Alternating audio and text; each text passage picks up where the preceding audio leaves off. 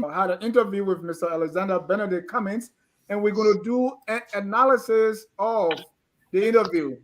I have with me, joining me for this analysis, the regular panel of Tough Talking Thursday. We call them the best political panel on the planet. Before I introduce them, I want to play you a short video. Keep tuned.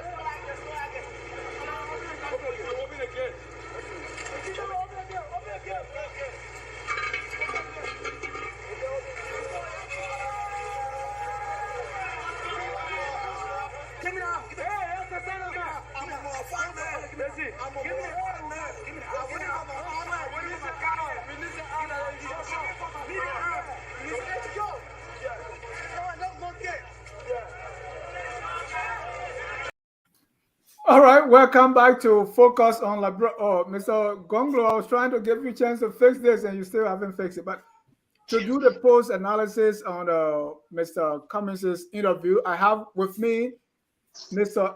Alex Coffey. I never heard anybody call him Alexander. Mr. Alex Coffey is a host on FOL Marketplace. Mr. Coffey, welcome to the show. Thank you, Dennis. Thank you very much. Also want to welcome Mr. Adman Salif. He is our governance and planning consultant. Mr. Salif, welcome to Tough Talking Thursday. It's always a pleasure, Dennis. Let's do it. Also want to welcome Mr. Jennifer A. Tayo Dolake, who is a member of the ANC, support Mr. Cummings, and we want him to be here so that we can discuss the interview. Mr. Tayo, welcome to the show. Thanks so very kindly. I also want to welcome our colleague from Waplo Institute all the way in Kalipo, Kanwakan, Mr. Mohammed Sharif. He's also our political analyst. Mr. Sharif, welcome to the show. Dennis, thank you very much. It's always good to be here. Last but definitely not the least, the guy who eats, sleep, and drink statistics, Mr. Kalebo Gonglo. He supports his brother, Councillor Tiawanse Gonglo, for president. Mr. Gonglo, welcome to the show. Thank you, Dennis. My pleasure. And if you can turn your phone sideways so we can have a better view. Dennis, I'm struggling to do this. First you have to put the phone on. You have to put the phone on lens. You got to go to settings and put that on rotate mode before you do that. All right. Gentlemen, welcome. While Mr. Gonglo tried to fix that, Mr. Gonglo, give me a signal when you're done. We want to discuss the Cummings debate, the Cummings interview that we just had. So the first thing, we're going to go around the room, and all of you, I watched the interview. Let me get your first impression, what you make of it initially. I know we're going to go into detail, but let me get what you came away with from the interview. And let me start with Mr. Cummings' supporter, Jonathan. Thank you, Dennis. Thank you. I'm impressed about the conversation you had with Mr. Cummings. I think it was more pressing and it needed. He was quite time bound given the questioning and the response. I guess that you people were constrained on time, and so some of the longer deliberations were cut short in keeping with the constraint on time. But generally, it was a good conversation. Bulk of the things that he said are things that we all can throw ideas behind and polish it in our own ways in order to make Liberia better. And I think generally he spoke well. Why you need to polish it? Eh? Say why you need to polish it. Yeah, because our human index currently is very low. We need to have these things sank into different communities and society so that people can understand it in their own way and form and manner. That is why it need more polishing. But he spoke very well on many of the issues. Thank you. And Hawa reminded me, say I should give credit to a person. The song that we played before the show is by Caesar Gato, the late Caesar Gato, Oh, who is called the Bassa King. All right, let me go to Mr. Ellis Coffey on his take on the interview. Mr. Coffey. Thank you. I think first of all, I like to give you credit, Dennis, for the way you handled the interview. Looking at the time constraints. What I saw. What I saw of I'm sorry, I was getting a feedback there. Yes, okay. So you did well with the interview. You handled it well. Yes, like Jonathan said, it was time bound. It was time constraint. I thought there should have been more time to deliberate on the issues, but nevertheless you handled it very well. Mr. Cummings, I think Mr. Cummings is my expectation. It was Mr. Cummings, the corporate guy, the well-rounded guy. But during this interview, he has some good points, some high points, and also he has some low points. There are things that he handled very well. There are things he was the typical corporate guy who is not a typical politician. So, but when we continue the conversation, I will go into details. Let me go to Mr. Salif, the governance guy. Thank you, Dennis. I'll follow suit with Alex there. Thank you. You handle yourself very well. I thought that the themes you covered cover a lot of major interest and trending issues in electoral politics in Liberia. And like Mr. Kofi said, Mr. Cummings had some high points. I think he spoke eloquently to some of the issues that we've been complaining about, that he hasn't been showing the how. Although we'll come to that, I don't think he's particularly demonstrated the how in a way that at least I would have expected, but it was better than most other interviews. And he made some news. There were some high points, but there were areas where a typical politician, a seasoned politician, I would like to say typical politician, wouldn't say. I give you an example, though we'll discuss it, but the FGM question, I mean, I'm a human rights guy, rule of law, but I thought that politically it wasn't particularly an astute political answer. And rule of law as well, he comes across as a rule of law guy, but then when you press him on his team, to me, those weren't demonstrative of a rule of law type person. So yeah, he's a guy who's a business person. He comes from economics, business, and that type of background. But still, I think that there's some areas that still desire a lot of details and a lot of meat to satisfy some of the Liberian voters.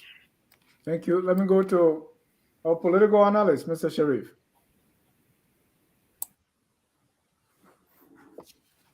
Yeah, so Dennis, it was a very good interview.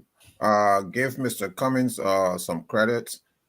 He has been one of the only one, if not the only one, of the top tier candidates to face this sort of media scrutiny and sit before a very good interviewer to to answer questions. I mean, others have gone to places where they're not going to be as the tough questions, and others have not done it at all. So when you look at George Weah and Cole, they have not sat before any good interviewer for a while now, and Mr. Boakai, I don't know when was the last time that he sat before a very good journalist to be interviewed about the state of affairs within the Unity Party.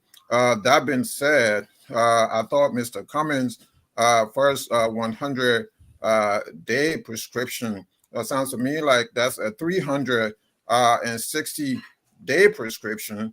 You don't jump to micro loans and youth program and that sort of thing in your first 100 day. People right now are hungry, so you want to tackle food security. You want to tackle security, the security of the state where lawlessness ran throughout the country. So you want to tackle those things immediately.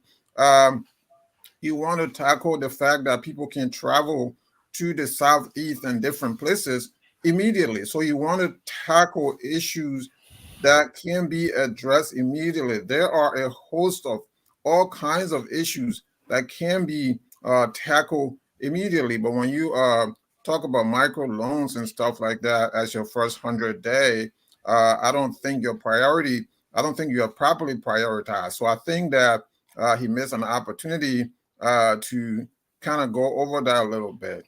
So that is my take from it. And my brother Ahmed mentioned he made some news in which he talked about. I also have an area where he made some news tonight. He did accuse the minister, the government, of embezzlement. The 11 million, he did say 13 million. The Minister of Commerce said 11 million. So where is the truth now? We have to go looking for the truth. He did say that didn't make it to the importer. And that is the reason why there is this food crisis. There is a rice crisis in Monrovia. So that is something to dig up. The minister, in her appearance, did not provide any receipts. So if Mr. Cummings is correct about this, this is a very serious allegation. Thank you. I know the interview was widely publicized. I got a lot of calls. When is the interview? I mean, people were. Mr. Coffey, what were your expectations going into this interview of Mr. Cummings? What did you expect? What were you looking forward to, and did you see that? Like I said, my expectation of Mr. Cummings, I saw one side of it.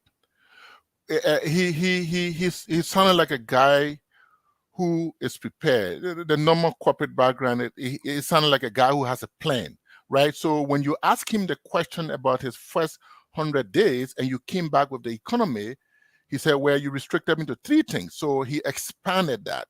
So he went into 8 items that he listed that were his plan, right? So this is what a typical guy who is running for the highest seat in the country should do. So, and while it is true that the time was constrained, he tried to talk about some of the how. The time was short for him to go in details, but again, in that process, as not a typical politician, he also, I was expecting also in that light that there was an interview for him to sell himself. There was an interview for there's some of the daunting questions that Liberians have been asking, when you ask him the first question, where was Mr. Cummings between, and you were exact, you mentioned dates, you mentioned from this period to that period. I thought he was a little bit uncomfortable with that question. He tried to push it back at you by saying that, oh, I thought we dealt with this question, but then he tried to answer it. And then the way he answered it, it was like, oh, we intervene with individual at the individual level. But I mean, if somebody who is vying for the president must have done things that benefited the whole, right? For example, what role did you play in some of the peace conferences that they held? What role did you play with some of the DED, the TPS thing? Oh, I was not in America, but you didn't have to be in America to play a role. What role did you play with dual citizenship situation? You didn't have to be in Liberia to play a role. So I know I expected him to answer that question, to kind of sell himself to the Liberian people, to answer the question, the doubts that the Liberian people have in their mind about where was he, to answer that question. But I thought he fell short of answering that, meeting my expectation. Mr. Sharif, same question, your expectations. You're mute, sir. What were your expectations going to the interview, and did Mr. Cummings meet them? So basically, my expectation was that he go a little bit more into details of some of the the policy prescriptions that he laid down. But in fairness to Mr. Cummings, though, there was time. There's no way in 1 hour that you can go into the nitty gritty of some of the broad policy issues in Liberia. That is very impossible for anyone to do. Give him credit that he was able to come before this media to be scrutinized in the way that you did. You did an excellent interview with him. And again, some of the other candidates have taken leisure in some of the very soft areas, where they go to be asked, hey, how you feeling today? How was your night? I mean, those kinds of things that have no relevance to the Liberian people. So he came somewhere where he knew what he was going to be faced with. And so for that reason, I give him credit. But like I said, his first 100-day prescription sounds to me like 12 months. His first 100-day task sounds to me like that is something that you can do over a long period of time. You don't start off by just going to audit. You auditing the previous administration is great. It's a great start. But that is not, in the order of priority, that is not the most urgent thing to deal with at this time when people are hungry. There's issue of security. So yes, my expectation was that he go a little bit more in depth into policy, into what he's going to do. But I guess time was not on his side as well. So so far, I think I think he did well. I mean, for that reason, just for that reason alone, I think he did. He exceeded some expectations. Mr. Jennington, did Mr. Cummings exceed your expectation? And also, from ANC or someone who supports Mr. Cummings, people are kind of a little uncomfortable where their political leader will go. So there was some expectation or things that you were looking for from me that okay, is it going to go this way? Overall, looking at me, looking at Mr. Cummings, what were you expecting? Did you expect me to yell at him or something? No, thanks. Dennis, thanks to you and many other platforms. I mean, in as much as it is kept respectful, the hard questions are meant to be asked so that the public have an understanding of the person who wants to lead them. So I highly appreciate the interaction and the questioning of Mr. Cummings on different items. My anticipation, there are different sort of interviews. There are some that are highly superb. There are others that come midway and what have you. I think Mr. Cummings, like we said, a time constraint to explain in depth plays or hiccups on the conversation, but he did perform. I listened to him talk about the issue of the auditing, the prosecution, the redeploying of waste in the different sectors. I listened to him on the agriculture subsidy as first priority, long-term mega farming, and setting up a committee that will vet his vice standard bearer, and that he will choose from, and the sanction officials, and another critical aspect that he never had time to expand on. I heard, you know, insult otherwise about the FGM. It is quite a sensitive area, and when you actually answer, that it will be ended, and from an obvious position, is sensitive from with a native people background, but what is important about it and how it's scientific about it is how we address the healthcare component of it, how we bring our culture to modernization, and how the cycle, how it psychologically affect the minds of others, people. So it's a whole lot of conversation in there, and it doesn't end just with the immediate answers that were provided. Mr. Salif, I know we cover a lot of areas and the same expectation question, but on top of that, were there some areas also that you were looking for that were not touched on? Mm. Yeah, I mean, thank you. Overall, like I said, these interviews, yeah, you have highs and lows, right? That we've talked about in the beginning. I was expecting that it was obvious to me that they prepared him, or at least he was prepared for certain questions and not others.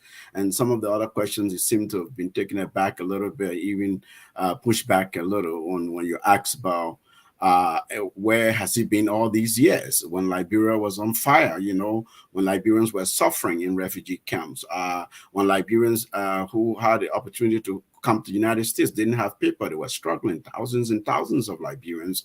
We were advocating up and down these decades for permanent residency, and so he didn't handle that question well. It seemed quite a little rattled by it and pushed back, like Alex said. So I thought that he would have come prepared to give us some a little bit of meat on some of the platform questions that you ask him. He said, "Look, I'm a guy I'm a business person," but even so. He jumped to integrity institutions and corruption. That is well and good. Look, I'm a rule of law guy, right? But that's not the way you jump for your first 100 days. It's about bread and butter issues. You're assuming you took a house that's on fire. What do you do first? You begin to dub the back of the house, or you begin to put a fire out first before then you can figure out how you need to start putting things in a sustainable way, right? So that I thought that it was a half-baked question. The public service question, when you ask about his running mate, how does he vet people? You push back on that. You ask that question three different ways. I think when you ask around the team that he has selected already, those that are perceived to have questionable characters, the way he answered that, the vetting of running mate, the way he answered that. So Liberia public service has not delivered for the people. Now you can't come and suggest that, listen, I know I have the prescription, I have the panacea, I'm going to fix this thing, it hasn't worked. I tell people Liberia may have all these problems, but it is a whole country, and it has had governments that have done some good things under the circumstances with the resources available to them at that time. Yes, we've had misrule, we've had corruption, we've had missed opportunities to govern, to fix our country, to get on a trajectory of growth. But to say that, well, look, people they've not delivered. And so I will consider that, but that's not going to be my top priority. To me, in a way, it was a missed opportunity, if not condescending. And so, my expectations in terms of him coming and all these things we've been saying about some of what we see in the media and here, I expected that, we were going to have some real specifics to the how. Right, I give you an instance. People say, look, he answers some of the how questions, right? He said, okay, look, let's look at tourism. We establish a tourism institution. Just because you maybe push a legislation or establish an institution, that's not a how. That's so how is that organization going to work to what end to deliver what? And what's the mechanism? What are some of the policy prescription around that? There were no policy options. There were institutional suggestions. Okay, so they're thinking about it, but they still have a lot of work to do. They have the work cut up for them, right? So there were areas that he did extremely well. I think, but there are areas, like I said, he was terrible. The FGM question that I started with in the beginning, that is a very, very sensitive question. It has been over the decades. Now, I'm not saying for or against, you know, rule of law, human rights, and we like, but truth be told, our society is a very cultural society. And there are a lot of people who will throw a politician under the bus if they believe that a politician is coming head on with them on the culture front. So there were answers or ways to table that answer and learn more about that issue and fix it. Maybe that's a solution, right? But I just said that question was a little bit very unpresidential. I wouldn't expect my president or my presidential candidate to answer these kinds of national sensitive questions just in that of the cuff way. But Dennis, let me be a little. Let me put a cap. Let me add a point here too. Now, let from what I heard from Mr. Cummings, right? When he was naming his 100-day thing, which I thought he did well on, he also did not say that in his. He also stated. Let me make a clarity for him. He also stated that some of these things would be started. He didn't say would do all of them in 100 days, right? He says some of them would be initiated. So he was clear about that. When he came to agriculture, he divided his answer, some of the action into short term and long term. So let's be clear about that. He didn't say he would do all these things in 100 days. Some things would be started. So I just wanted to throw that Which out was there. good, Alex. I mean, agriculture. I thought he did very well, and I liked the answers he gave there, and I liked his thinking on agriculture. So you could tell there's a whole lot in there that they could do under a Cummings administration. That were policy, that were institutional. So there was a lot in there. I mean, tourism, there wasn't anything in there for me. And yeah, okay, some of it said we'll start, right? We're not here. I'm not here suggesting that you have to start and finish and during this 100 days. But since you guys are on 100 days, do you really believe, and let me go to Mr. Dolake first, do you believe those things that he mentioned first, has those he will tackle in the first 100, are they crucial to anything whatsoever? And when he was giving that, because of time, I didn't come back because there are a lot of things to cover. But I felt that, do you think that these are crucial things, the macro loans and these, if you get in looking at, and that's why I brought about the economy, right? Looking at our economy, will those things be the first thing that you want to do on day one? On mute, please. I'm sorry. And so he listed a couple of things, and he began with the issue of microloan. I think he just hushed microloan because it came to the mind uprightly, and he's been in there before trying to create a loan scheme for Liberians, market women's. I can remember that during his sister's birthday, it was one of those things that he did 2016, somewhere 2016. But among those things, he talked about corruption, which is very key. I listened to Ahmed. He said that corruption and fight against corruption cannot be one of the 100 days things. I mean, your attitude to frown at corruption should be the step one that you should hit the office with. And so that all of your officials, all of your government colleagues, workers can know that you out for corruption. The economy is a vital area. He talked about the port, and what you would do with the port, and you were very specific. I mean, you know how many Liberians are contributing for a year back home, and things get to the point they get stuck. The complexity of the situation there cannot permit people to have their continuum free and have to go into demurrage and all those sort of things. They got frustrated.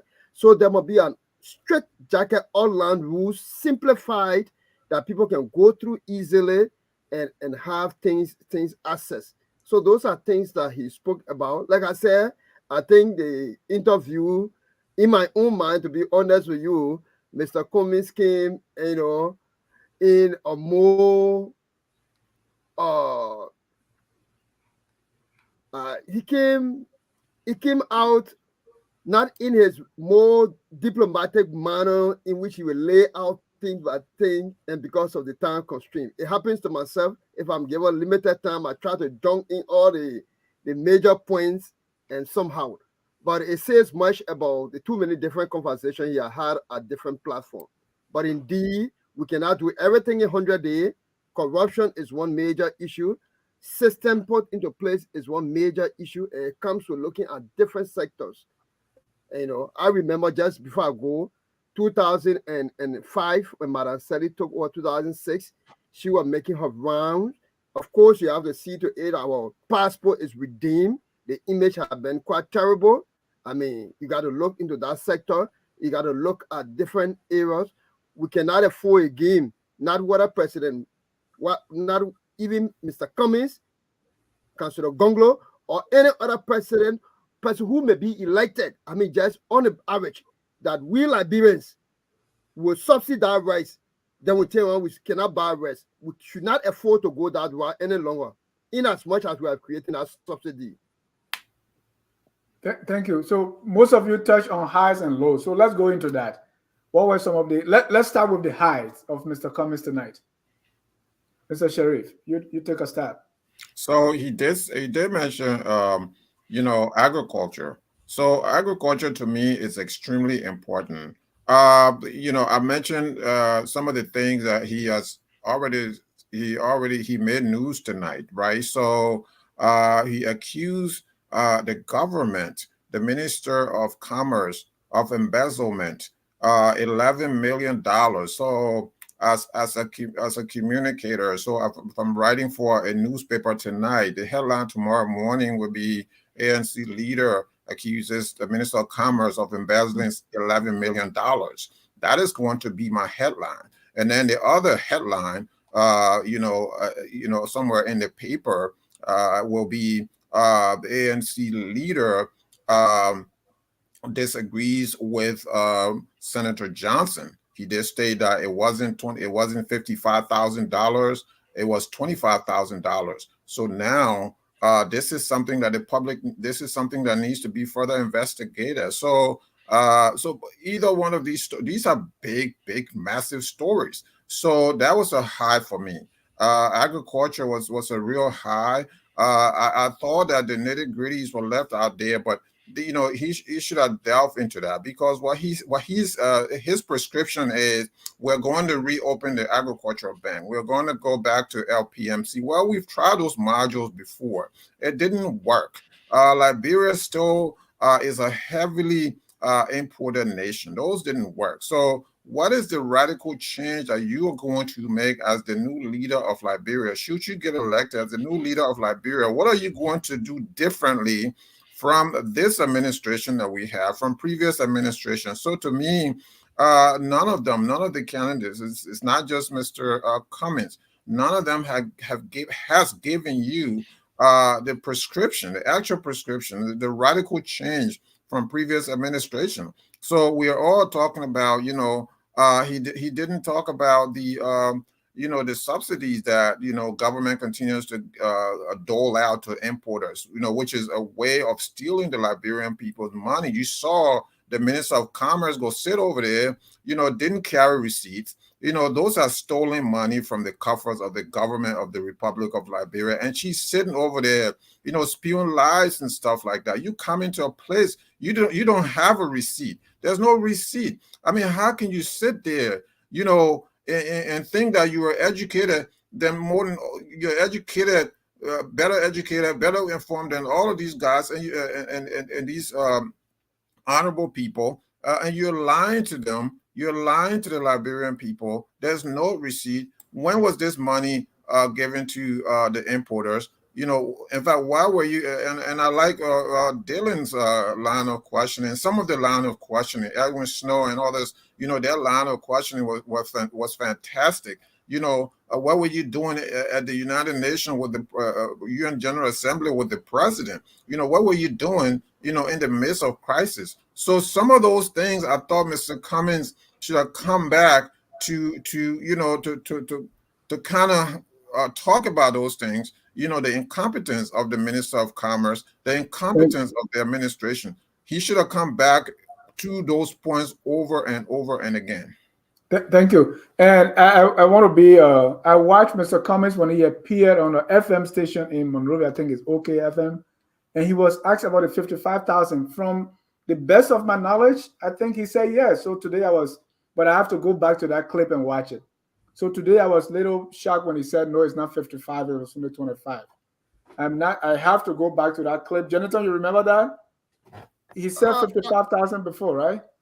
No. When I listened to him, what he said, when they asked him about whether he provided money to Senator Johnson, he said yes. The component of the figure was not a debate. Right. He did not deny the 55,000 because Prince Johnson said 55,000. So when in that interview, he did not dispute that. Am I correct? He did not dispute giving money to Prince Johnson. That was the core issue. I mean 55,000. No, he did not answer to 55,000. Right. All right. Let me go to Mr. Ellis Coffey about the high and the low. And viewers are calling for us to play some clips. And the interview is just over, so it's kind of a little challenging to do that. But we love our viewers. Let's do something. That notion has not gone away. So let me ask you this.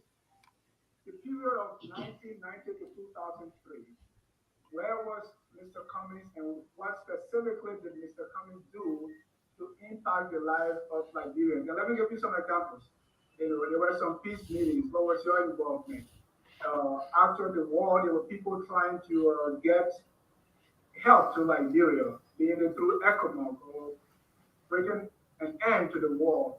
After we had peace, there were also meetings to do things for DED or TPS and all the different endeavors to make sure that Liberians at home and abroad are impacted. There were some Liberians on refugee camps. So what was your involvement with Liberians during the course of the war? Well, first of all, let me say I think that issue has died down, Dennis. But let me answer the question more specifically. My involvement during the period of the war was primarily with individual Liberians, helping them financially with schooling or medical issues, challenges, etc. We also help Liberians in refugee camps in Ghana specifically. At the time I was working for the Coca-Cola company. I started to work for Coca-Cola in 19. Let me go to Mr. Coffey on high and low, and that was just a short clip of where were you? Yeah, thank you for playing that. But I would say, I took some notes, so I would refer to my notes, right? Because this is an interview I was keen about. So, but I always say, seek ye first the kingdom of God, and all these things shall be added unto you. The problems of Liberia is lacking in my mind or in my prescription to this Bible voice, right? In Liberia, over the years, the problems that we have issues with electricity, healthcare, education. But what are the elements that are causing us to have these problems in healthcare, agriculture, and everything else? 1, good governance. 2, rule of law. 3, corruption, if corruption is not number 1. I mean, like Cummings would say, no, in no particular order: good governance, rule of law, corruption, and to some extent reconciliation, because the way our country is now. On the high side, I think Mr. Cummings kind of spoke to my issue about good governance. He spoke to my issue about rule of law, and especially when it comes to impunity. Impunity prevails so much in our country that people believe that they can do anything and get away with it, okay? Because people are now brought to book. Corruption have permeated our society to the extent that 3 of our officials were sanctioned by a foreign government, the American government. So we can't go any low than that. So the high side, in that light, Mr. Cummings talked about how he will form his government, that he will staff his government properly. He spoke to the fact that, in fact, there are the process in place now to kind of vet people. Their criteria will be established and things like that. That to me, that speaks to what good governance. On the issue of rule of law, he also talked about reestablishing, I would call it enforcing the rule of law. He talked about punishing people.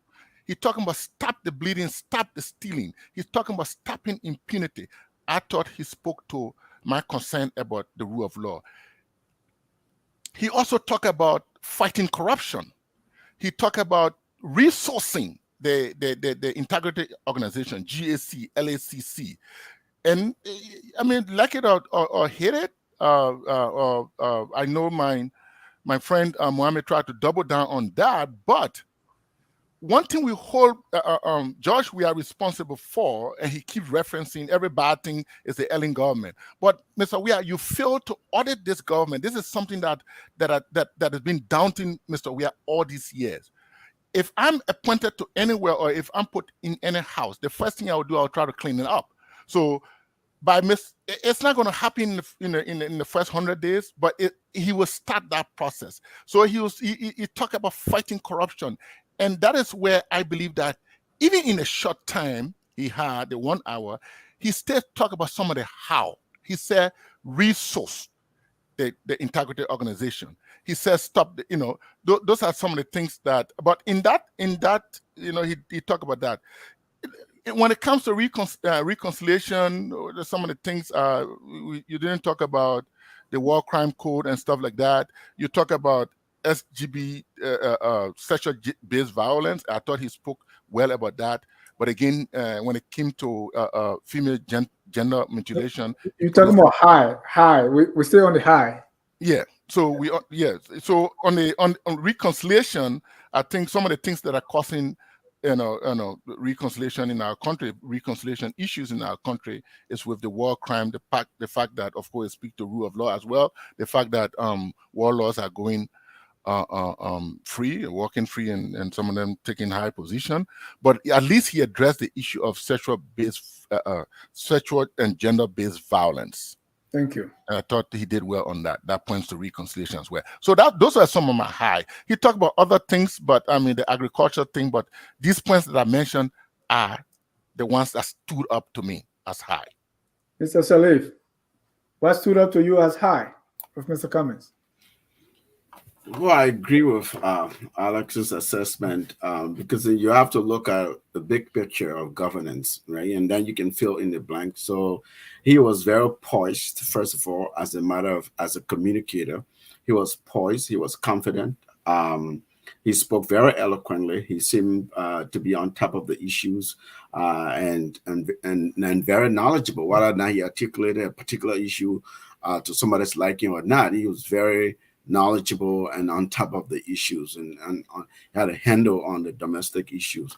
And so that was those to me, those sort of on top of some of what Alex has talked about, right? He has been very consistent on enforcement, and everywhere I've listened to him speak, he has talked about, look, Liberia is a place where you don't get punished for anything, and we have to stop that culture. And so he was very forceful about that. He delivered that point in different stripes and stripes, right, if you will. And governance. So he has a very good sense of how he wants to run his government, and who will do what. I mean, without, at least by suggesting he will vet people, he will, he will staff the government properly, which you talked about, and those are very strong governance uh, policy positions that, to me, signal that this person is thinking in a very responsible way. This person is thinking in a very transparent way. Because when you insist on integrity institutions, you insist on transparency, you insist on rule of law.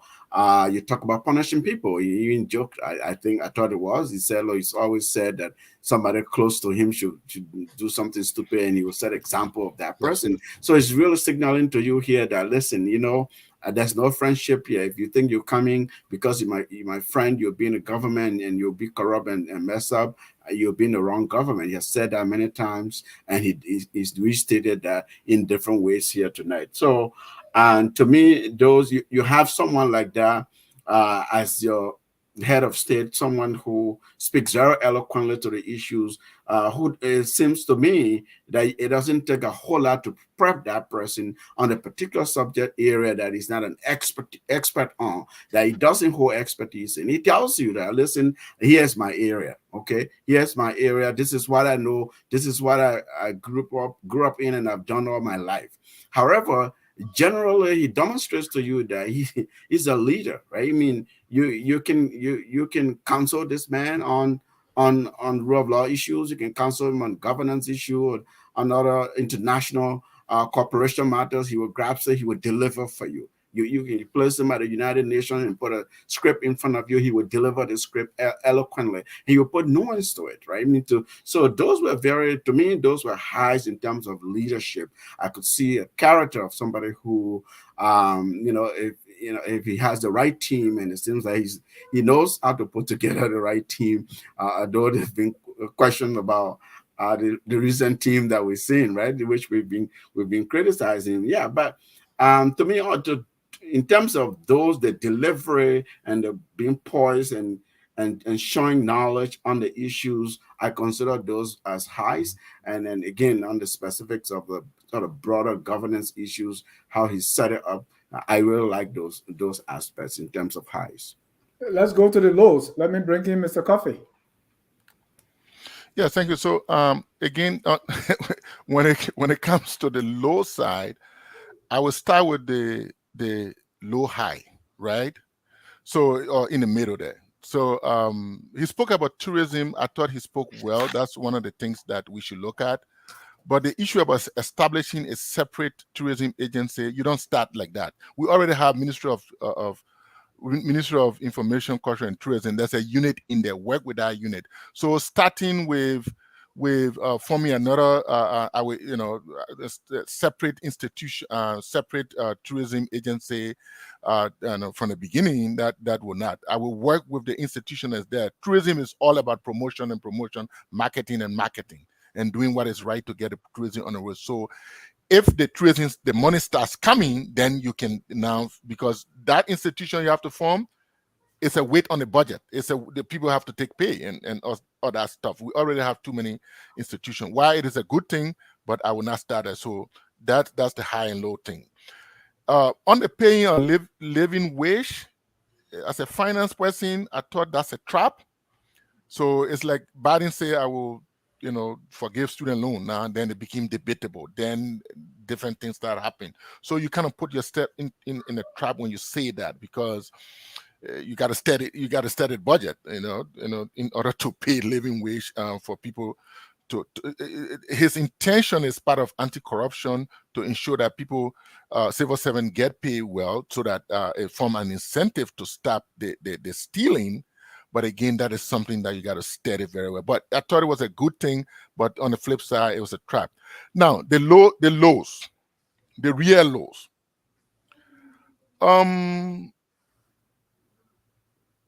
The list.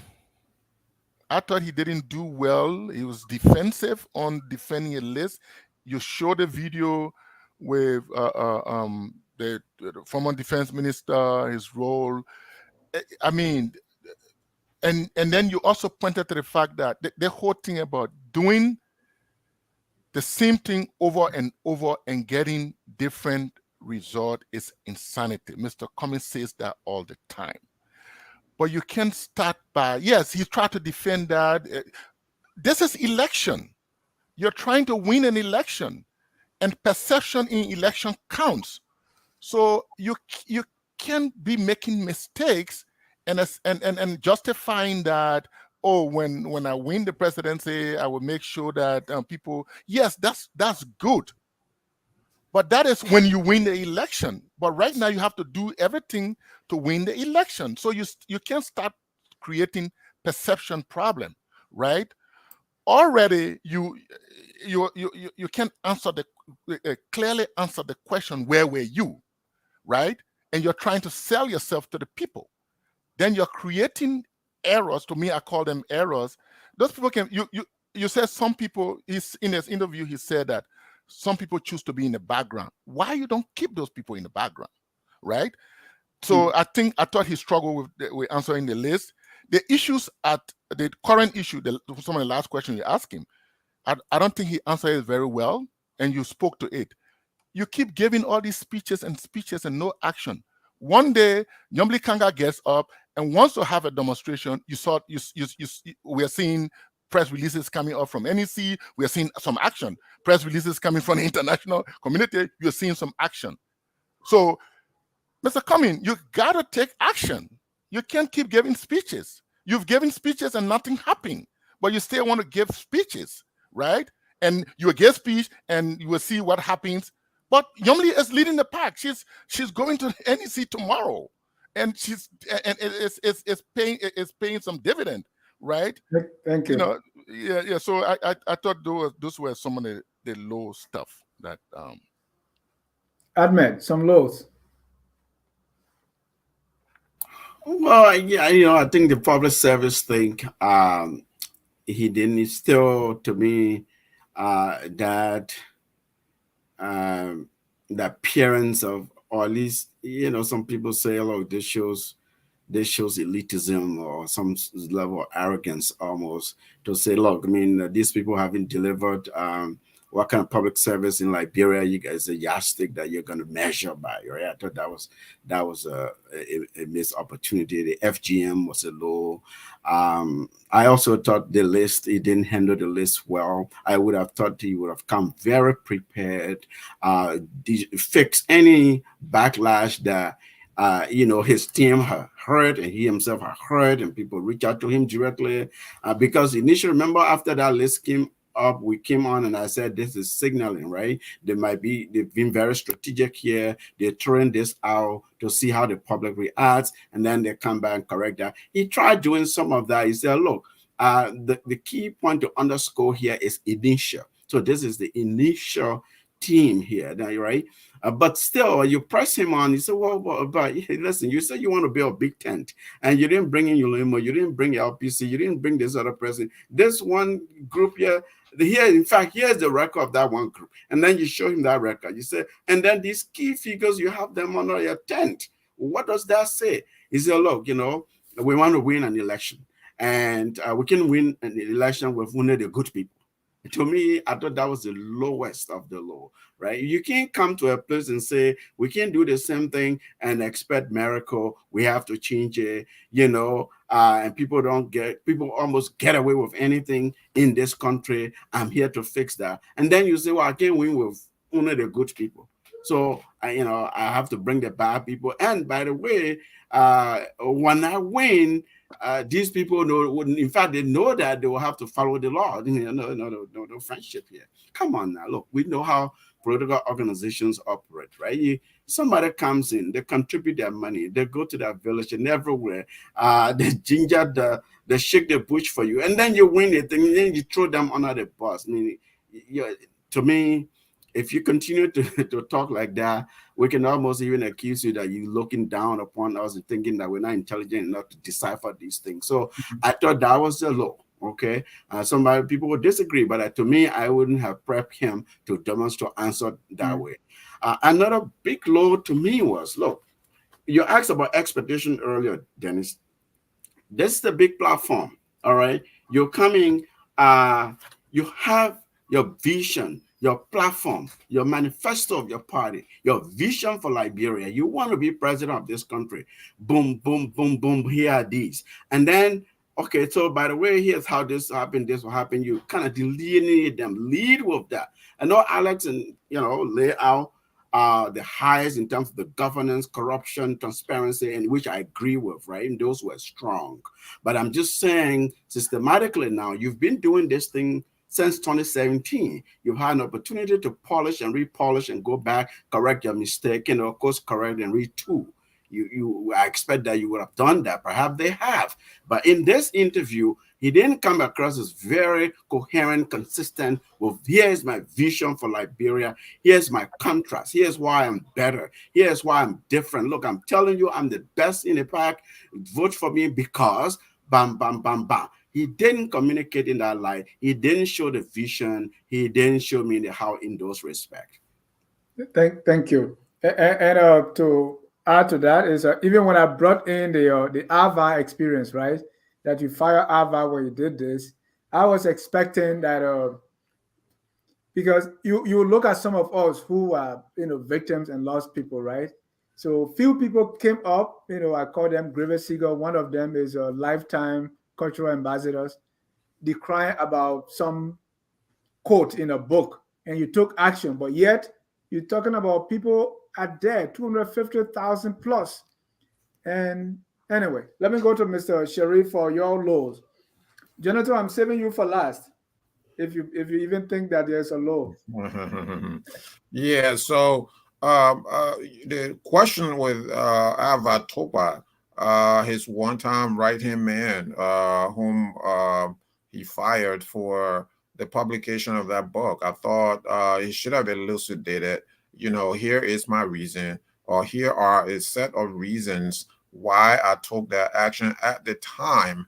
Or he can say, in hindsight, I shouldn't have, and quite frankly, I think he shouldn't have.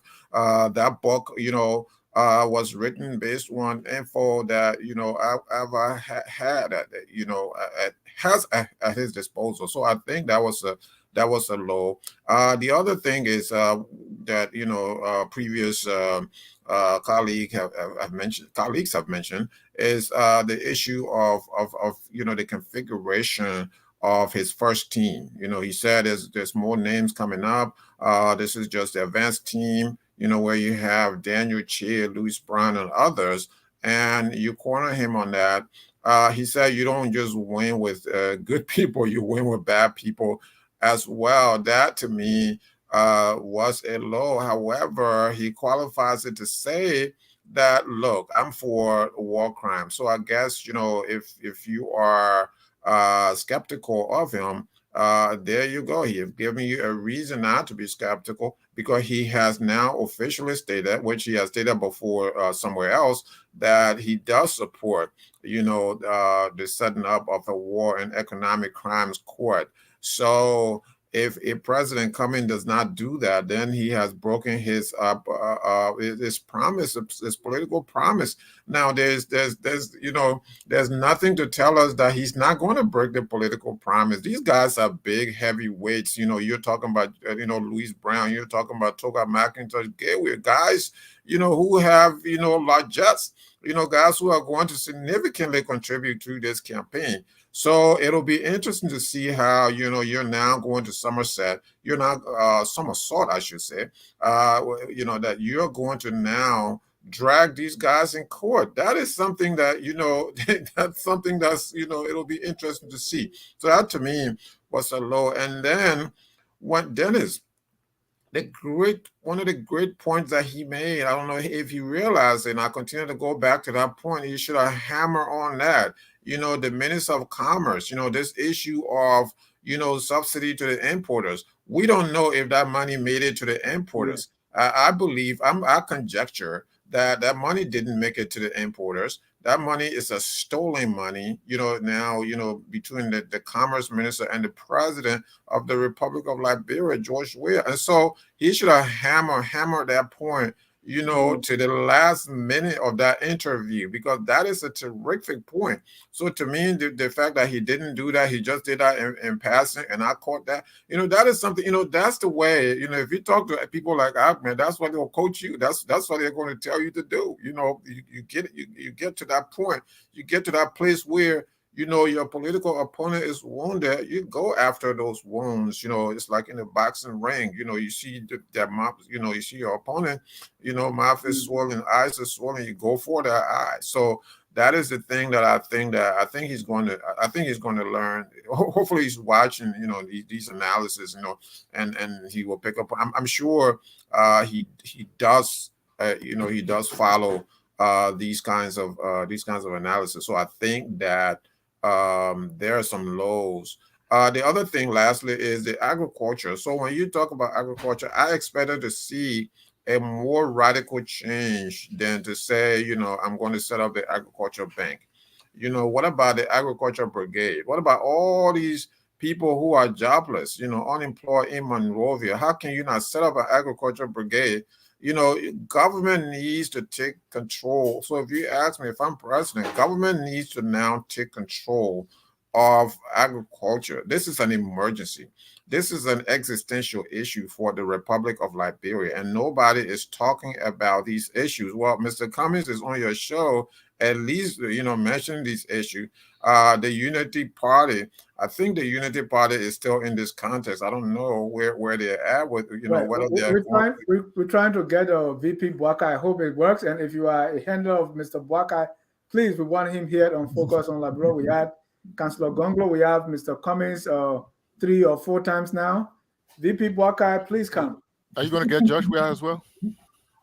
Well, it is almost near impossible to get him. We've tried, but we're still open to that.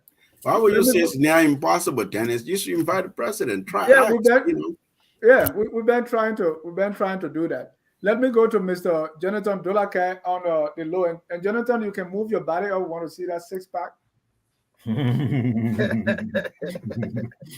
Right. Yeah, Dennis. Look, I can really enjoy Muhammad when he laying the issue. He should not just talk about agriculture bank, and he should talk about the agriculture brigade. That is, they are all good, they are all fine. But honestly speaking, there was a low in the process, and we'll get to the low aspect. Knowing the person I know, Mr. Cummings, and many of you have listened to his different sort of interviews. Some have been in rough terrains. I think I'll try to get a clip if my hand can lay on there of the 2017 presidential debate, and we can all evaluate 18 months to election, some of what he outlined. But on the high aspect, we finish with the high, we to the low. Okay. You talk about the high, right? Earlier. I don't think I talk about the high. Okay, you can do both now. But I can do it quickly and go to the low. But on the high, he spoke about auditing, and persecution, taking our waste from the economy, redeploying it into ventures that will bring about more returns. On the agriculture front, he consistently kept his argument that the subsidy currently must be kept. That's taxpayer money and must be monitored, it must be managed appropriately. It doesn't make any sense that we pay tax for subsidy and then we cannot get recs because of stealing. And no one should be asking Mr. Cummings about the receipt of the Commerce Ministerial subsidy to various institutions. The mere fact that the legislator allocated money to be sent to the individual and rights were not made available, and our people were dehumanized for rights and production. Input in our country is clearly states why we think that there's a semblance of stealing in that direction. He spoke about the issue of accountability. It is unfortunate that I listened to OKFM that the former controller of water and sewer, one of the major sectors that will create viability in our economy, have gone wound. The former controller was suspended because he flagged about corruption. 17 months ago, GAC had never investigated him. The president had never called for an investigation of this person. This person is suffering the debris of that suspension and he cannot get job.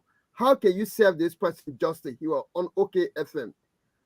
Yet we are here calling for justice to be delivered in the case of McGill, and the person is not showing out to it. So the level of stealing, we can just have to talk about it, and I admire him on that. The issue of corruption. Let's go to the law. Yeah, the law aspect for me, to be very honest with you, was the FGM. It is sensitive.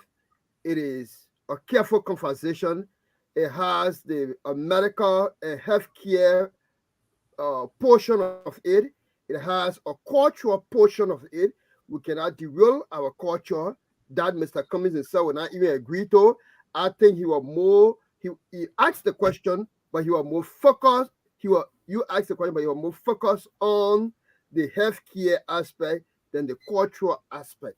So those two aspects must be blended in a manner that our people will not think that we're trying to get rid of the cultural aspect, but try to bring more education and more understanding to the psychological impact that healthcare aspect has had on people of past and even people currently.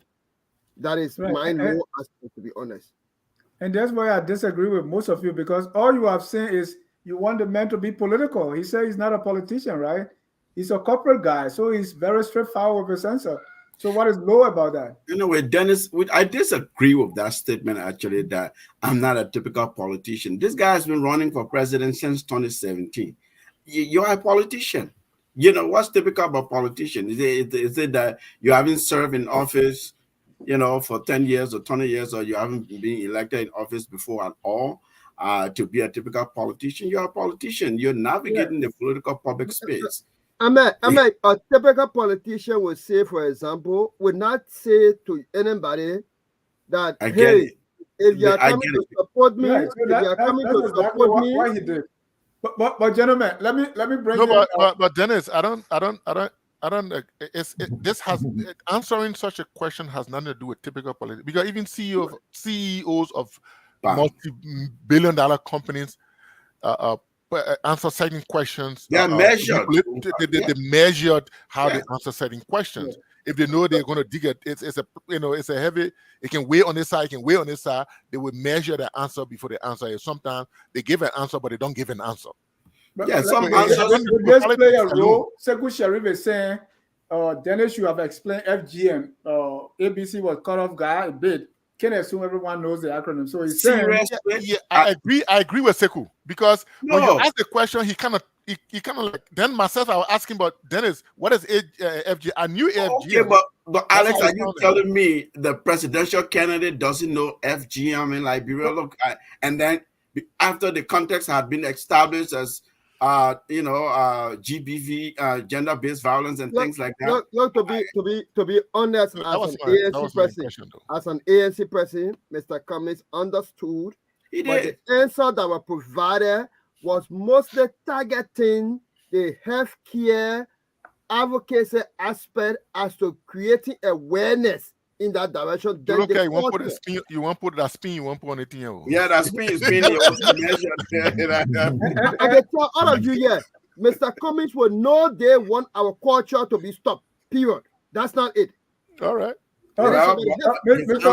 Demonstrate that. Mr. Coffee, let me show you on the question of the economy, and 3 questions. The question on the economy: what will you do? And I'll come to the vice president question too, which but let's look at the question on the economy, and let's play the clip. Mr. Cummings, I didn't hear about the economy, so let me ask you this one. Over the past several years, the Weir administration has consistently failed the MCC compact. What will Mr. Cummings do? And also with unemployment, because we need to jolt the economy. We also see that the government of President Weir is adding more debts to the balance sheet. How does Mr. Cummings intend to pay for these things? Because you're talking about doing all these things is money. So we have debts. We've been failing the MCC scorecard. and all that. So specifically concerning the economy, what are you going to do to jolt the economy? Because we need jobs, we need money to run things. So again, you asked for three things, and so I gave you three. Okay. So then I can add to the other things, which includes the economy, which is what you will do in the first 100 days. And let me say that everybody, as we say in Liberia, everybody has the area, Yeah. and the economy, the private sector is an area I know and an area I understand because that's the area I grew up in. And Mr. Coffey, do you think, has Mr. Cummings demonstrated that when it comes to the economy, finance, is that the area he knows, that the area he grew up in, and he's able to deliver adequately? Yeah, I have no doubt, right, about that. And because and the way he started answering the questions, initially you put him in a box with your three, so he took himself out of the box, right, and now started to expand based on that question. Right, But but Mr. Coffey, why would the economy not be part of your top three? When you in your first 100 days, will you not do anything about the economy? I mean, there is to at least stop the bleeding. so when you ask for his top three, he started with even though it shouldn't have been it shouldn't have been the top, but like I think Mami or somebody said, he started with financing Liberian businesses. Not to downplay that, it's critical. But then he started with the National Youth Service program. Then he gave the fighting the corruption stuff and stuff in the government situation, the good governance thing, and the corruption stuff. So he gave three things which I thought he should have rather gave three other things, including good governance and corruption. He should have given one other thing which spoke to the economy. But then when you gave him a chance, then he spoke. So I thought he did well on that. I thought he had a plan and he did well. So when you ask him question, then he went now. He started with ease of doing business, right? Then he also went to investing in agriculture and he gives some specific long term and short term. So he started expanding. Then he talked about tourism, right? So he started going down the line. And to me, these are income generating things that will spur the economy into growth.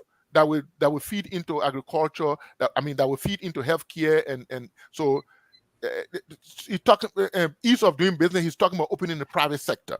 So if I expand on that, he's talking about opening the private sector. He talked about the port, the handling charges at the port, and simplifying that, the handling process and stuff like that. So it's about spurring growth in the economy, opening the economy up for private sector to come in to operate. So and that provide money, because in your second question you talk about money. Okay, even though he didn't answer the MCC thing, the debt thing, and the unemployment thing bearing time, but I think those are key things that spur economic growth. And But Dennis, let me ask Alex, don't you think those answers were byproducts? So if the economy is your specialty, business is your specialty, right? mm-hmm. You're going to start with me from a macro level maybe and lay the ground where your vision for how this house that's on fire, this is your baby. This is what you know, man. Like Mohammed said, he knows his stuff. The guys, this stuff, and I'm sure he does. But I'm just challenging you a little bit or pushing back a little. I like tourism, right? And it can spur growth. I like agriculture. It's definitely agriculture. Liberia is a rural country. I think ag economy, investment in the ag sector will spur growth. But as a presidential, let's say a coming administration, somebody who is setting a vision overall for the country, I would have expected that he would tell us, some of these sort of a bigger macro picture, and then he would drill down if he had a chance then to go specific. But then he started with one pick and pick there and say, I will do this, I will do agriculture, I'll do tourism, and then, and then I'll do macro and so forth and so on. I think what you wanted to what from what I'm understanding to say, what you wanted to hear was he will start with fiscal policy, macro, and monetary policy and things like that. But I think, I'm not in his head. But what I saw, and from from my perspective, right, some of the vexing issues that are holding us up now, yes, fiscal policy, we have those things. When you address corruption, if you address good governance, that means if you put the right people at the right places, we have those things in Liberia. But the delivery by the personnel that are there and the leadership that is there, that is what is causing the problem. So when you have a good leader who then ensure that the right people are put to the right places and are held accountable, that to the extent that when he mentioned that even if one of his own person, he's praying for one of his own person to cause trouble, so that he can set an example. So again, I say, seek ye first the kingdom of heaven, and all these things shall be added unto you. Okay. So I thought you. that's the direction. Again, I'm not I'm not in Yeah. his head. I'm not an ANC guy, Yeah. but I'm just looking at the interview that I saw, and I'm Thank putting you. my own perception in if I was in that shoes. Dennis, if I may make an input in One that. second, Mr. Sherry. Let me announce the call number here. We want our viewers to take part. We didn't have the chance to take part during the Cummings' interview. So please do so now. 605-313-6004. The code is 791-403#. Mr. Sherry, please, 1 minute. Let me go to Jonathan on the vice president question, because Sure. I want to see if Jonathan have an idea of Mr. Cummings' vice president.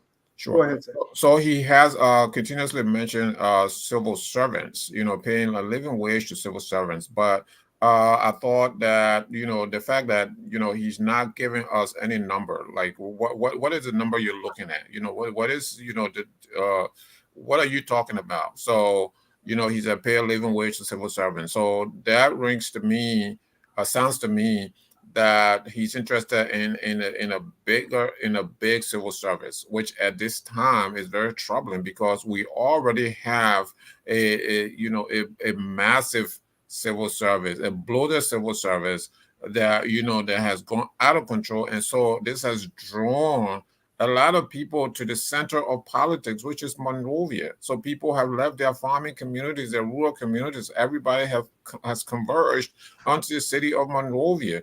Thereby, the byproduct of which, some of the byproduct that we're looking at now, food shortages and different things, sanitations and different things. So I think he needs to address this more in a very crisp and refined manner. Thank you. Mr. Dulake, I asked Mr. Cummings specifically what he would be looking for in a vice president. He said, because looking at, going to vote rate, I mean, you have your party, you can't even find vice president in your party. That's what the Liberian political parties are doing these days. You have to go out on a fishing expedition. You are looking for vote rate. Some people will even bow to so-called kingmakers.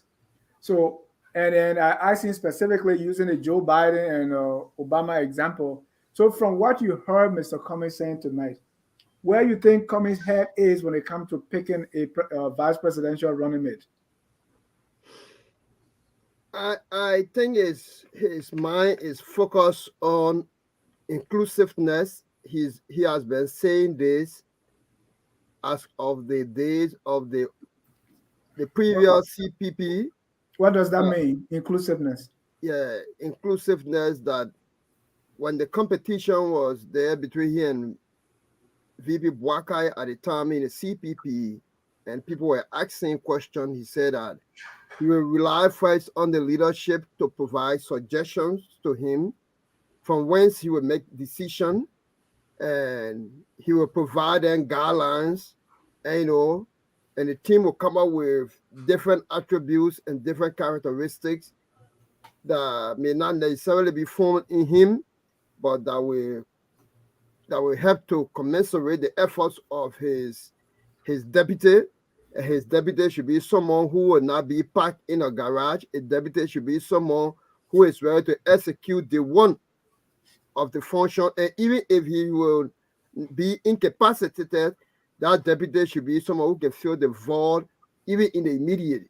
So, a prepared vice president. So, he also said on your show that he cut across different segments, tribe, region, vote reach, religion, but he needs somebody More people would think that he's conservative or he's not a out there person. He would need somebody who can fill that other aspect that is that person that is people center always. And what you made of that, I mean, oh, I'm calm, so I need, a firebrand.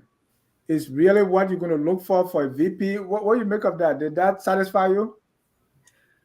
I think in essence, you are talking about two characteristics. He cannot have the same person he is, and he needs to have someone who can outreach, who can connect, and things that he cannot do, that person can do it and can fill in the team. Thank you. And Ahmed, let me come to you because that same question ties into when I asked him repeatedly, what is it that you are looking for in the people you are bringing on board to be part of this campaign? He said, well, those people came to me. So it's like I pointed back to him, you're a corporate guy. You don't just come because people come to you. It's something you're looking for. So in the same way, and for vice president, all you want is, since you're quiet, you want somebody who is loud. I'm using those two words loosely, Mr. Salif. Yeah, I think he was trying to communicate, which I don't think he came through. That listen, I'm not a charismatic guy. I'm not, maybe my energy may be desiring, and so I would need someone who can complement me in that.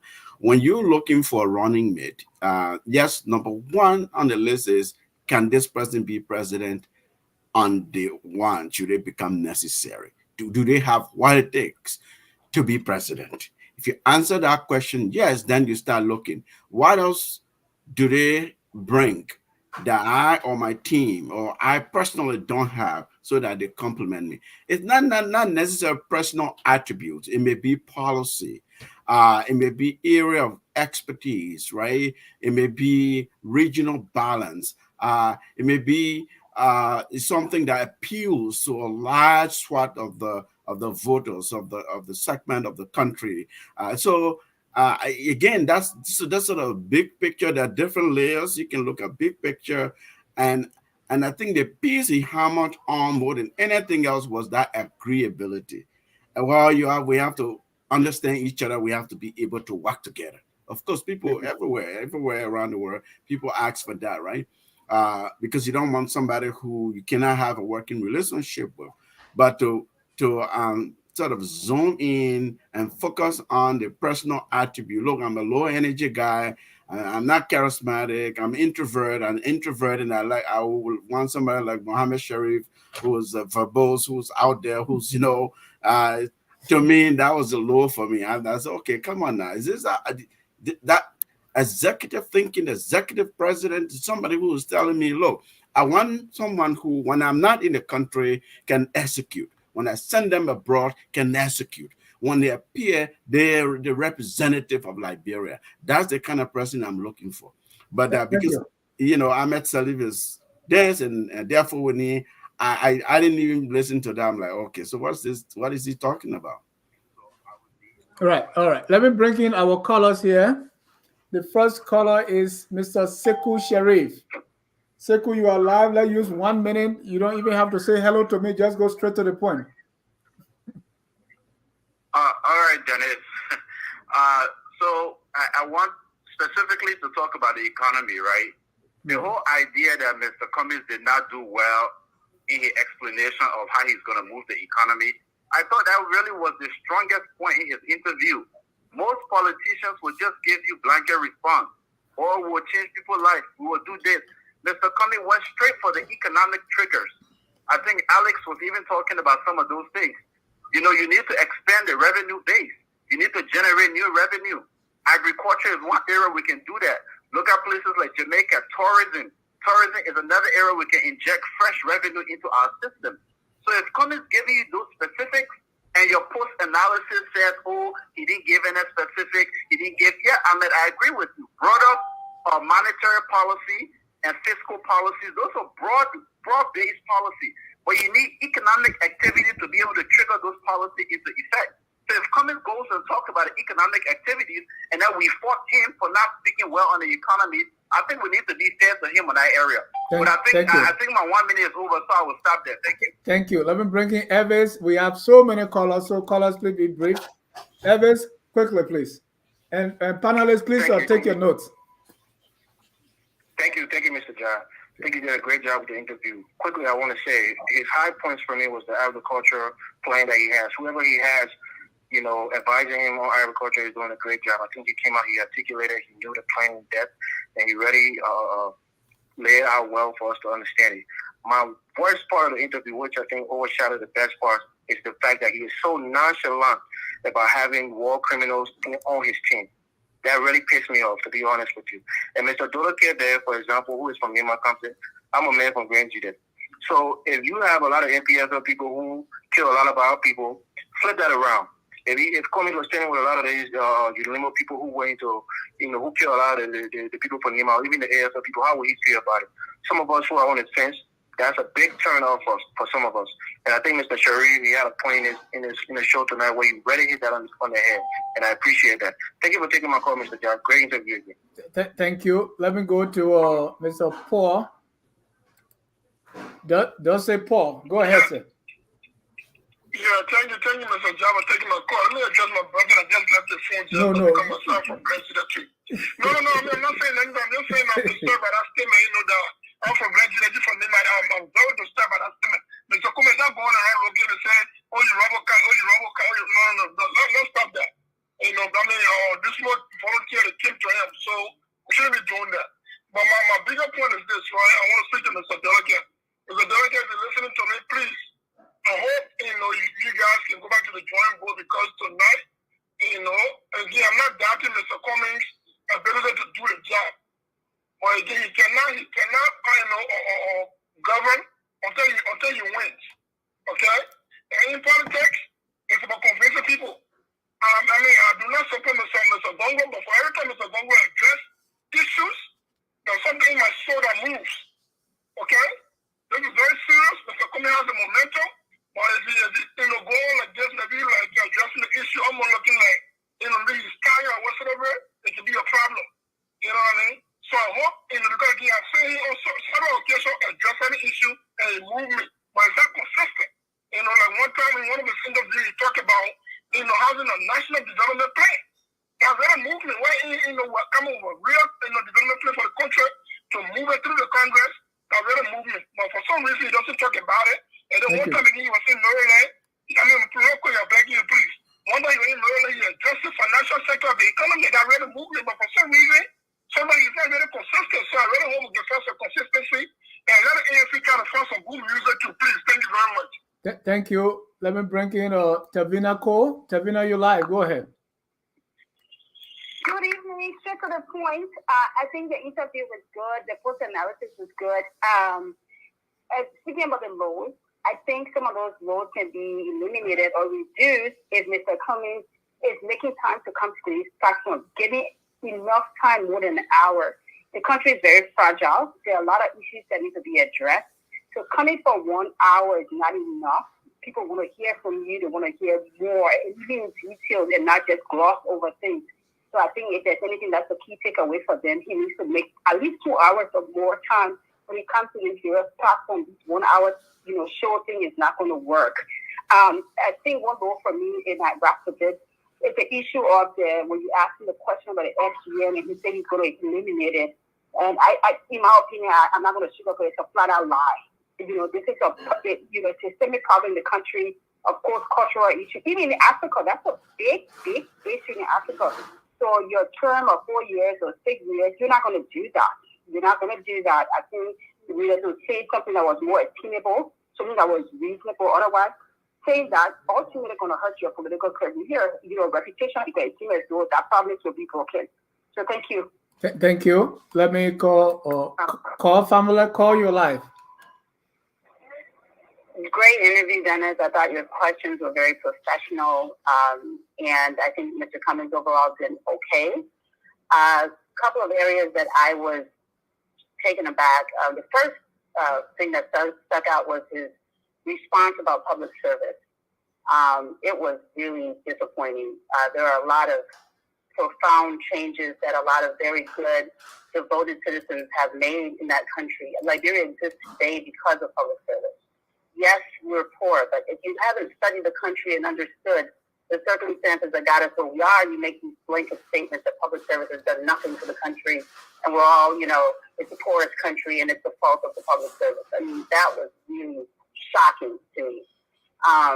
That was one. The second thing is addressing the question about who was your favorite president, and then beginning with his birthday.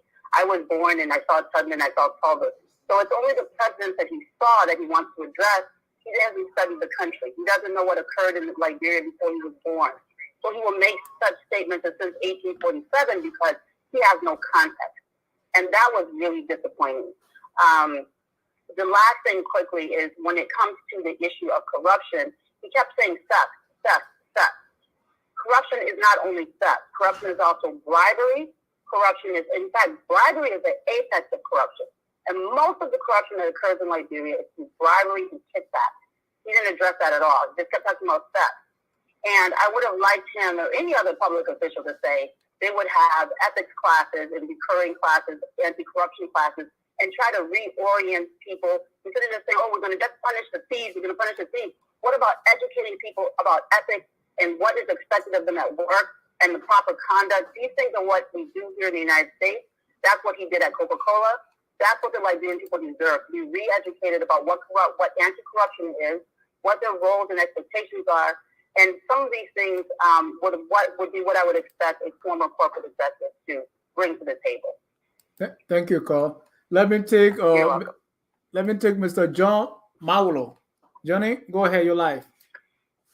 Good evening.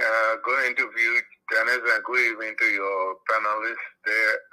Listen, to expect somebody to explain national issues in detail, especially a dysfunctional country like ours, in 1 hour is a fallacy.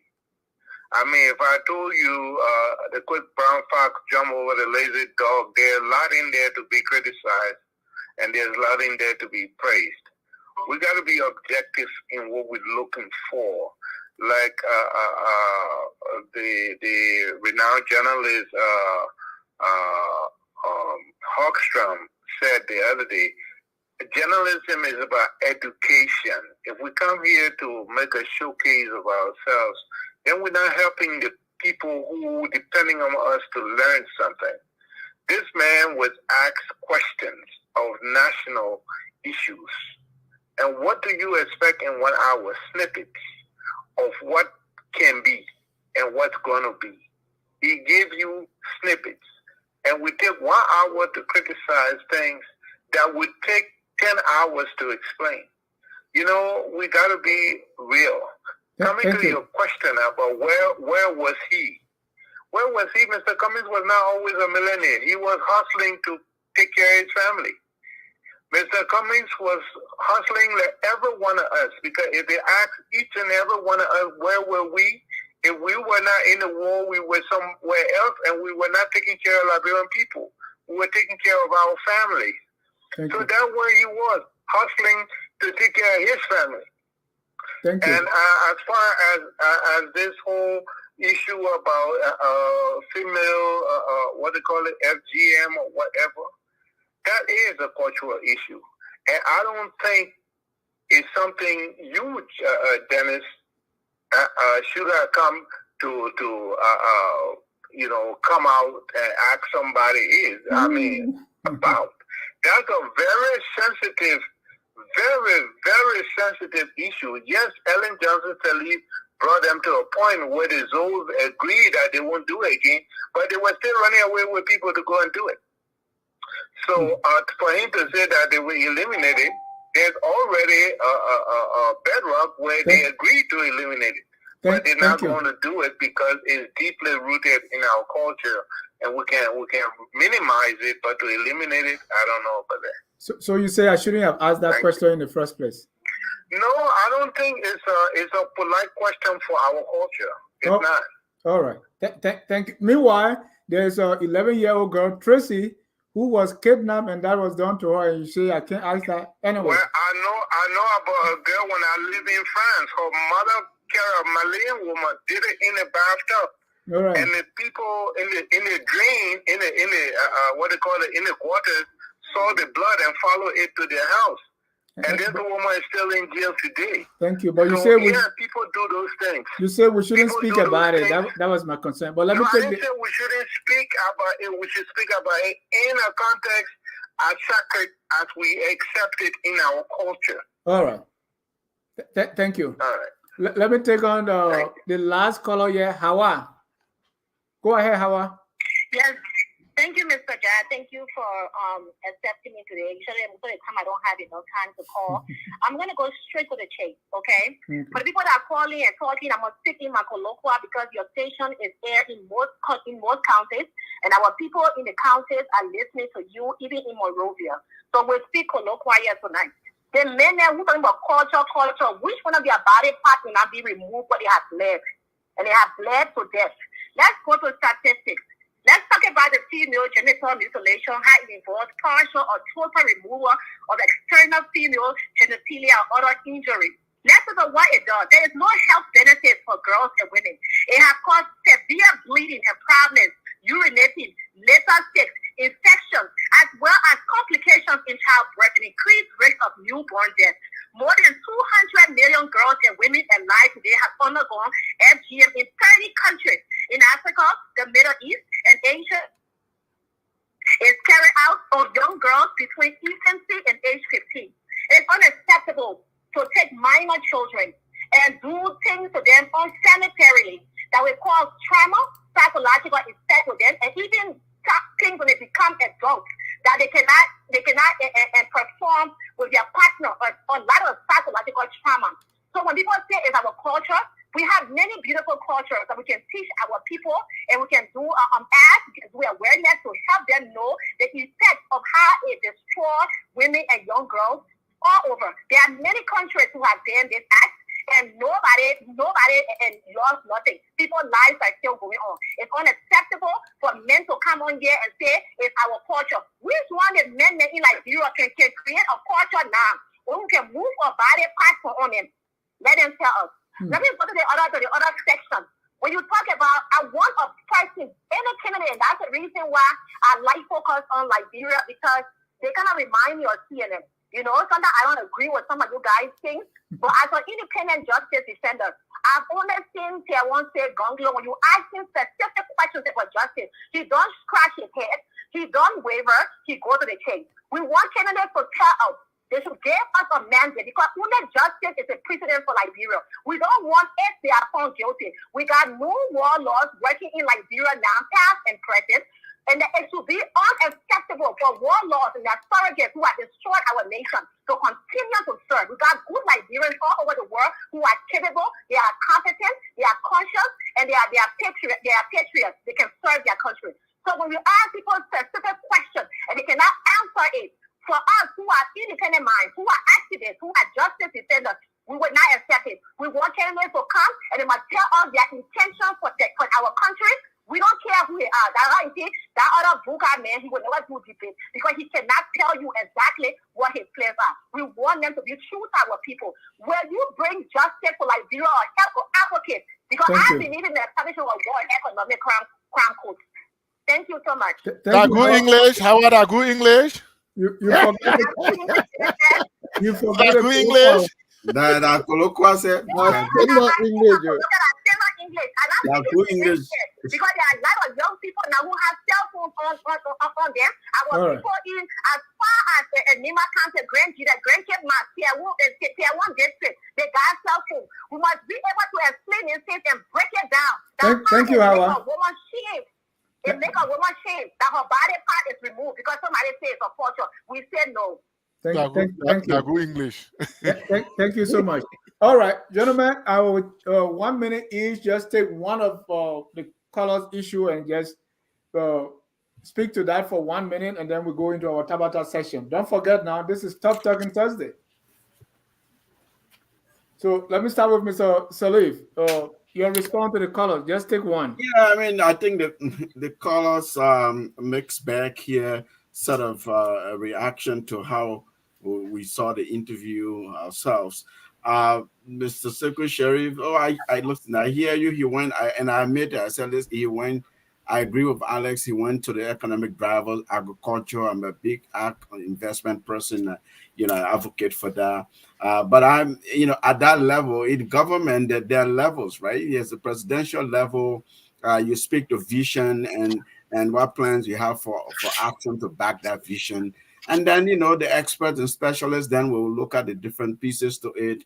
And that's what I was asking. I wanted Alex is a financial sector person for him to weigh on that. I thought he would have spoken to monetary and fiscal policy and then gave some examples of where his administration will prioritize initially to spur growth in the economy.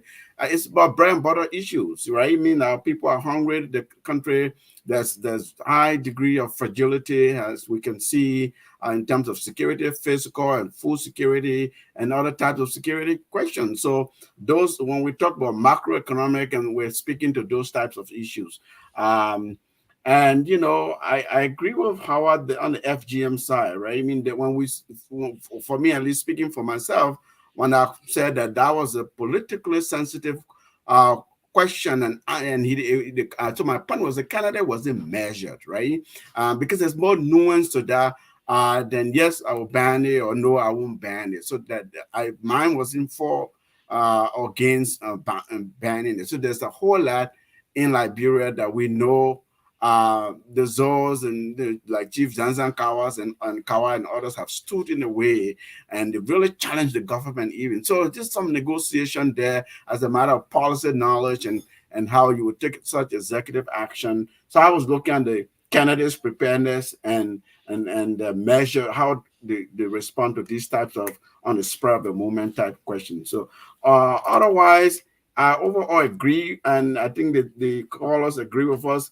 How I disagree with Mr. Waller, who said, "Oh, you shouldn't have asked the FGM question." That there are things happening in our country, like Dennis cited some of them, and these people are running for the highest office in the land. I think we have to scrutinize them, scrutinize their policy, try to understand if they have vision, if they understand what kind of job they really want to do. So either way, this is also part of a job interview on behalf of the Liberian people.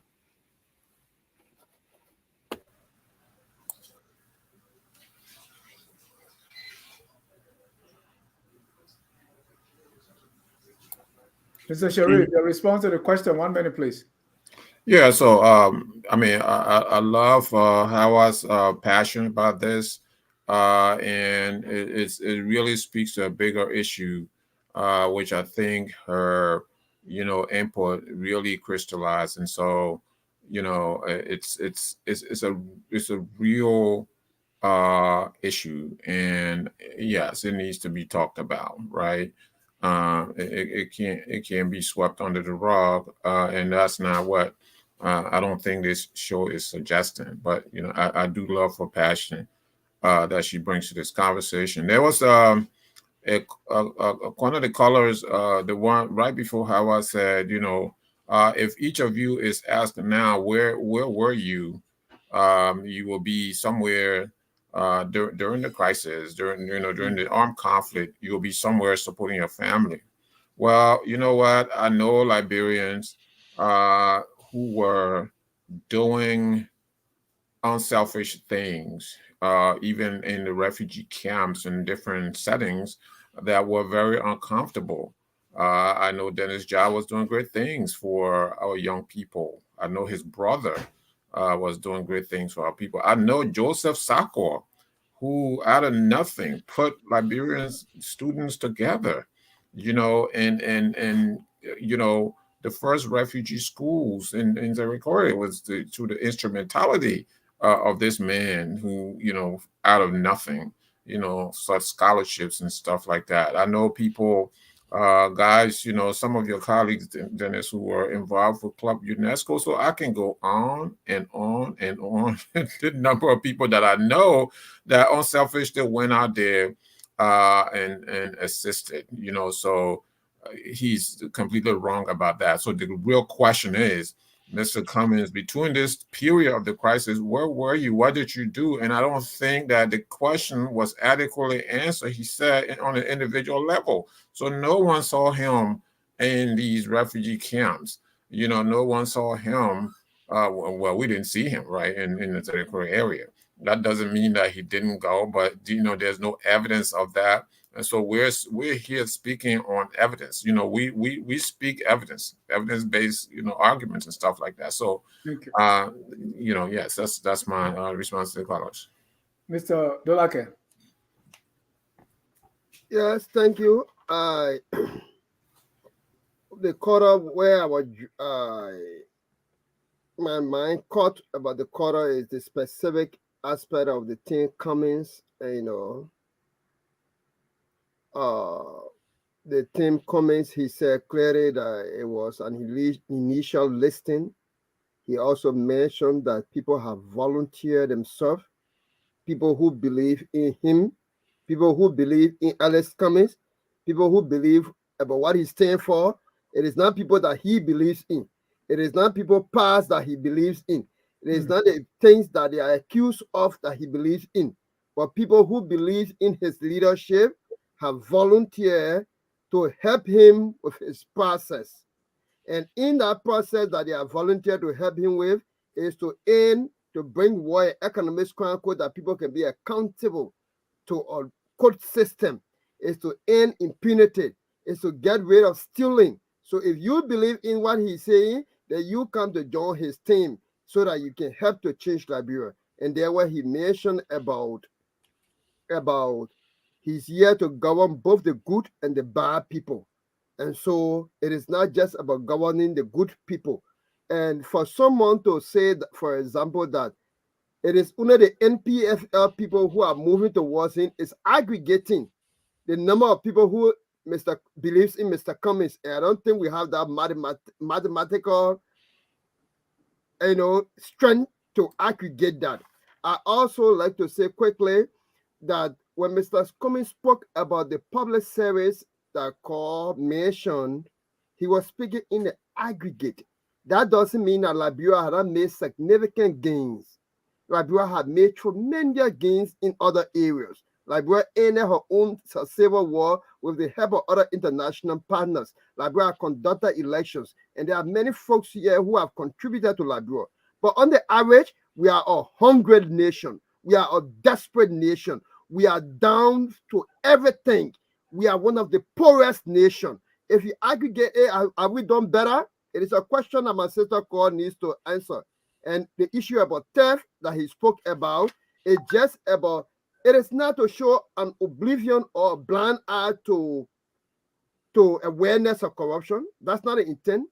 The intent is to make people to stop stealing first, to not take what does not belong to you. Then the awareness continues. It can be done simultaneously or competently. But the fact of the matter is that stealing must stop and stop now. Thank you. Alex? Yes, sir. Yeah, I mean, Segu Sharif already made the point, so I wouldn't go into that. I heard about the time. I mean, but the time thing was not a focus on Liberia design. It was the time that we had to do the show, but by the way of the time that was, Mr. Cummings had. But so we all wish that the time would have been more, because these are national issues that we're discussing. 1 hour is not enough to do that. Let me go to Howard and John Maulo.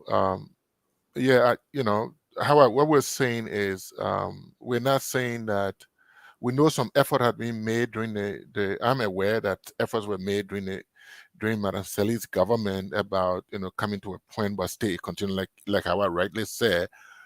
But what we're saying, this is politics. When there's certain questions, even in corporate world, there's certain questions when you're answering, you got to be politically correct about certain answers because you don't want to put yourself into the trap. Yes. So we are not sitting here and not demonstrating the understanding of the issues. That's not what we are talking about. We're talking about the way Mr. Cummings answered the question. We thought that he would have answered the question differently to be politically correct. John Maulo, lastly, the question of where were you is important. And Mohammed touched on some of that, but let me give some example. For example, Josh Weah. Why is Josh Weah president of our country today? Because he found himself at the right place at the right time during the war. And through that, he played football. He did some things they may not have been tangible. You may not see them. You may not build sporting institution. You may not do this. You can't see some of those things. But the things he did, with group and playing football when we all used to gather. So he found himself. So when they asked him where was George Weah, he was on the football field, the only guy that was carrying our flag, that was making us proud. That I, who was working in West Africa, every time I travel, people will give me a VIP treatment. The fact that I'm from George Weah country, right? I can give myself an example. During the war, I was in Ghana. The things that I did, I can blow my own trumpet, but there are things that we did individually. When I went back to Liberia, there are things that we did individually, right, to benefit the whole group, not just individual. So when we asking a question about where were you from 2003 from 1990 to 2003, these are the questions that Liberian people are asking. It's not, also it is, John, it is important that these questions are answered. What were you during the Ebola crisis, for example? When you come to America, for example, politics, when you want to even run for the House of Representatives, or you want to run for the House of the Senate in America or in a country, your constituency, if you're running for District X, the constituent will ask you, where were you? Are you one of us? Do we know you? They'll ask you this question. On what basis are we voting for you? I remember I was living in Minnesota. Amy Klobuchar was trying to run for president. One of the analysis that was on CNN, the other thing is, does she have a national appeal? Yeah, she may have done all these things in Minnesota, but when it comes to the national scene, does she have a national appeal to the extent that other states will gravitate towards her and vote for her as a leader? So that's the question we are asking. Where were you? Thank you. Thank you, Mr. Coffey. And definitely, we were somewhere doing something. You don't have to be a millionaire. There were people in the States. I remember when the issue with accountability. In the process of doing that, everybody who says that Georgia was not feeding his family in that process. He was feeding his family or doing other things for the country. In America, when they were getting Hassan Belete, Siki Kone mobilized people to go to DC to protest, right? Mm-hmm. When they grabbed Taylor was running behind Tiawan Gongolo, the same thing. TPS, people went to DC to protest or to demonstrate and say something. So you don't have to be a millionaire to be visible, or in the words of the CPP, active, known, and visible. Now, let's come to our Tabata point now. We have 6 minutes, so we have 1 minute each for our Tabata session. Let me start with Mr. Ellis Coffey. Tabata in Southeastern language means complete nonsense. Any nonsense of the week, Mr. Coffey? Yes, I have one. The fact that the National Election Commission and the international people, they waited until Yomli announced a demonstration before they started acting. So it's like we got to put fire on top of back, and then the press release that was issued by the National Election Commission, and on it they say the commission, but they have one labeling says a signature on it. So the question is, who signed that? So is that press release a Tabata press release? Thank you. That's my Tabata for the day. Thank you. Mr. Dulake, what's your Tabata of the week? Yeah, my Tabata of the week is the news that we've heard that Madam Charlene Bronski, one of Liberia's astute lawyers, has decided to partnership with the CPP, and we learned that there were alleged thoughts from the Yombly direction, who went at her campaign ground or her mobilization head office to cause some disturbance in Buchanan. It is quite unfortunate. We have to allow these things to exist. We have to decide who we want to support, and we have to give everybody a free chance to compute on ideas. It is important. Thank you. Mr. Salif. I don't know if it was this week or it's already moved. The news that it's been mandated by the government that every official of government must report daily at 3 p.m. or 4 p.m. at the CDC head office. Maybe it's an old tabata, but I've just been thinking about that a whole lot. To me, if that is the policy now of the party, and therefore by extension by the government, I wonder if every single Liberian citizen is a seditious, or that's the direction in which the policy question is directed at. I've been thinking about that a whole lot. I don't know if it qualifies as a tabata. That's your But then, tabata. No, yeah, exactly. That nobody can officials fuck you. should leave What work. what Yeah. makes it more tabata is the fact that the Association of Disenchanted Seditians have decried that call. Okay, there you go. Mr. Sharif, what's your tabata of the week?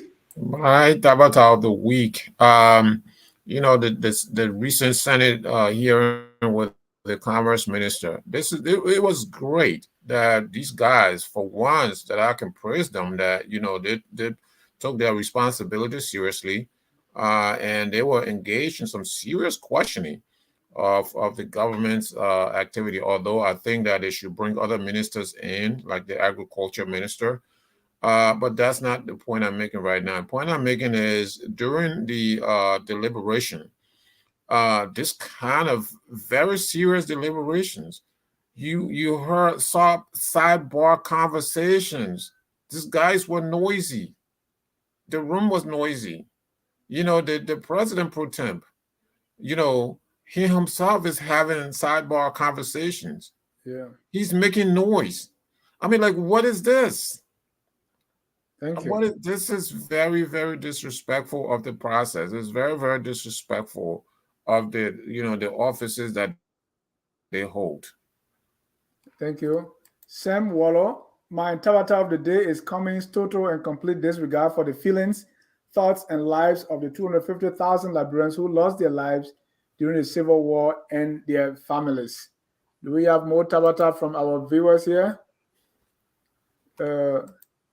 Dave just said, tabata of the week, we asked promised to deliver a speech on Rice Saga. Where is the speech?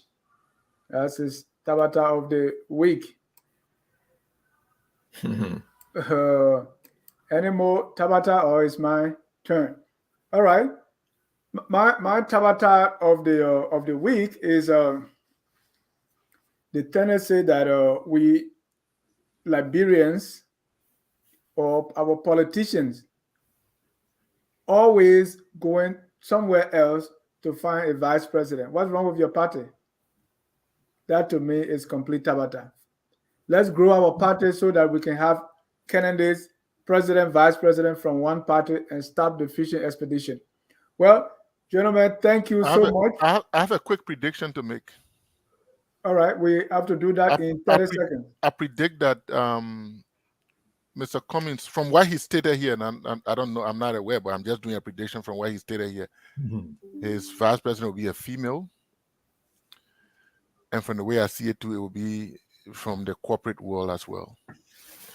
On that note, we want to end tonight with our song that says, "We are all Liberians." Thank you ever so much for your time, and even those who will watch later. Have a good and godly night. We are Liberians. Liberia is our home.